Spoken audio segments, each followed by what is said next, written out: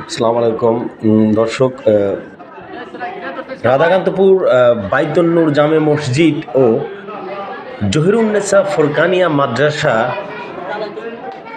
দিক নির্দেশনামূলক কথা বলছেন বড়াট ইউনিয়ন যুবদল নেতা আজিজুল ইসলাম।